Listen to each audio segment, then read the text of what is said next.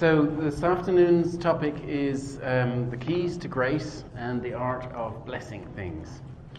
And I think that all around every presentation about dowsing, whether it's tangible target dowsing, looking for water, looking for minerals, missing things, or intangible target dowsing, looking at health and subtle energies and so forth, really the context of every conversation is consciousness itself.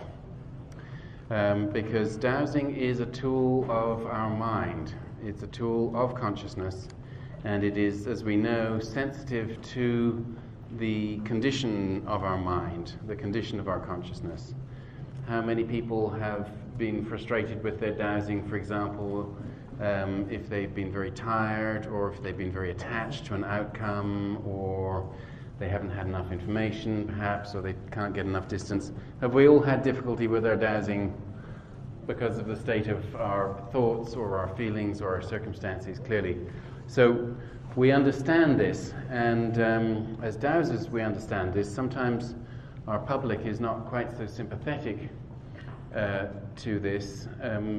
Notoriously, dowsers are put under test circumstances, for example, where they're expected to perform to a very high level, often on a task that they've never actually done before, which as dowsers we know is a tricky thing. We tend to be good at the things that we do a lot and repeatedly, and that are familiar to us.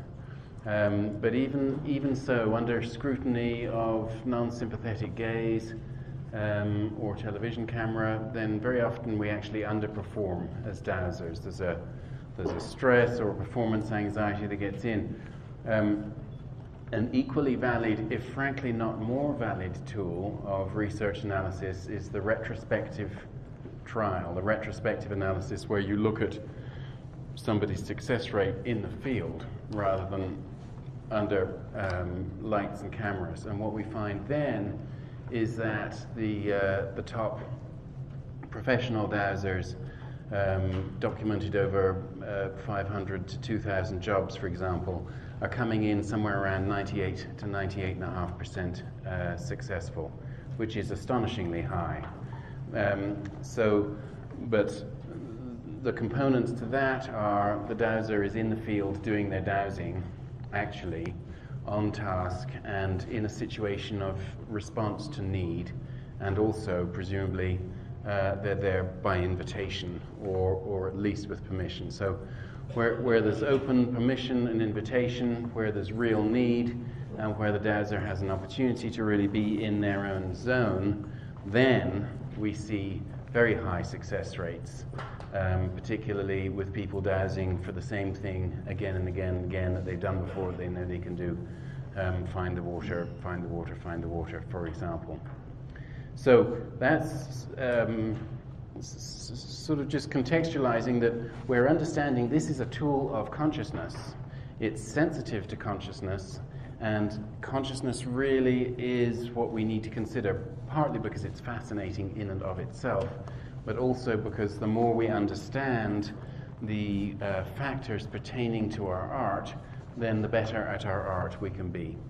And clearly we want to be as successful, as effective, as reliable, as useful as we can be as dowsers.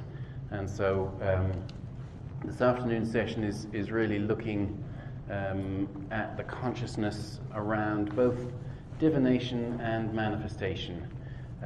So we'll start off just considering strategies for entering and maintaining a grace state, and then we'll look at some of the technology behind that. We looked at a little bit of that this morning already. We'll look at that a little bit more, and then we'll consider both the vertical and the horizontal mapping of consciousness.